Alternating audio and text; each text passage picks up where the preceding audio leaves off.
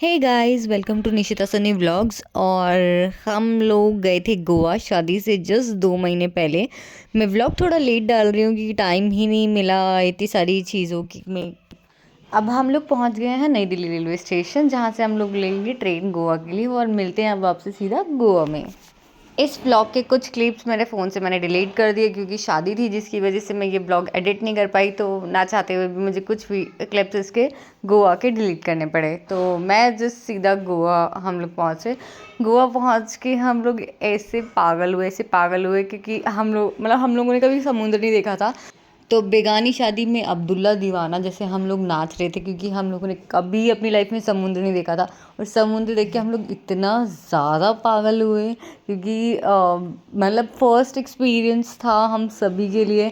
हम चारों ने कभी समुद्र नहीं देखा था, तो मतलब ये जो एक्सपीरियंस था वो बहुत बहुत बहुत ही यूनिक था। तो वी एन्जॉयड अ लॉट। और गोवा का फर्स्ट दिन हमारा बहुत अच्छा रहा। कुछ क्लिप्स मैं अभी भी बोल रही हूँ कि मैंने इसमें नहीं डाली हैं क्योंकि शादी की वजह से मैं नहीं एडिट कर पाई और मुझे लास्ट में ना चाहते हुए भी डिलीट करनी पड़ी क्योंकि फ़ोन में स्पेस नहीं था। तो हम लोगों ने यहाँ पे बहुत सारा एंजॉय किया। उसके बाद हमने लंच किया। अब फिर सीधा हम चले गए रूम पे नहाने धोने के लिए, ताकि हम शाम को एंजॉय कर पाएँ। इस ड्यूरेशन में हमने बहुत सारी रील्स बनाई, बहुत सारे शूट किए। और फिर शाम को हम लोगों ने यहाँ पे देखा कि क्या होता है क्या नहीं, क्या एक्टिविटीज़ हैं। तो यहाँ पे बहुत सारी एक्टिविटीज़ होती हैं शाम को। दोपहर में इतनी नहीं होती है, लेकिन शाम को जैसे जैसे मौसम ठीक हो जाता है, क्योंकि हम लोग सर्दियों में गए थे 25-26 दिसंबर के आसपास, और यहाँ पे बहुत ज़्यादा गर्मी होती है। दिन के टाइम तो आप कुछ ही नहीं कर सकते हो। शाम के टाइम यहाँ पे काफ़ी एक्टिविटीज़ होती हैं, तो आप जो भी एक्टिविटी है वो कर सकते हो यहाँ पे समुद्र के पास। तो यहाँ पे हम लोगों ने बहुत ज़्यादा मज़े किए शाम को। और उसके बाद ये पूरा ये कोलवा बीच है बेसिकली।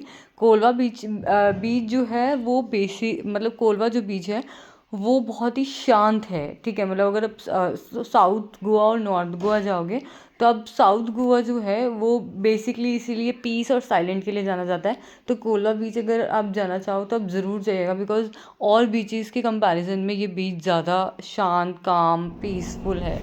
जैसे जैसे यहाँ पे सनसेट होने लगता है वैसे ही यहाँ की जो खूबसूरता और बढ़ती चली जाती है, क्योंकि पीछे जो है जितने भी रेस्टोरेंट्स हैं वहाँ पे लाइट्स एंड ऑल और डीजे प्ले, सॉन्ग्स वगैरह सब प्ले होने लगते हैं।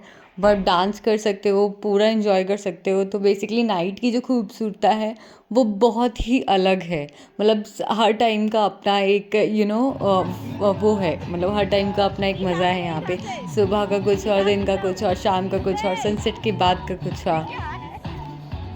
उसके बाद हमने किया यहाँ पे थोड़ा सा डिनर, और फिर हम लोग चले गए खाने के लिए, बाहर होटल के जस्ट बाहर, क्योंकि यहाँ पे जो फूड था वो मोस्टली प्रॉपर इंडियन नहीं था, जो बीचेस के आसपास था। तो इंडियन फूड के लिए हमें फिर अंदर जाना पड़ा। तो तब तक हम लोगों ने सोचा यहाँ पे कुछ खा लेते हैं, फिर हम लोग बाहर चलते हैं। तो आज का दिन हमारा बेसिकली इस तरह से बीता।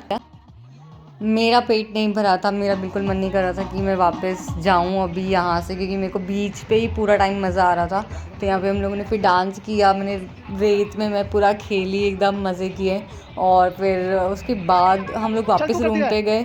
देन रूम पे जाने के बाद हमने खाना खाया और फिर हम कहीं होटल में गए लास्ट में सोने के लिए बिल्कुल।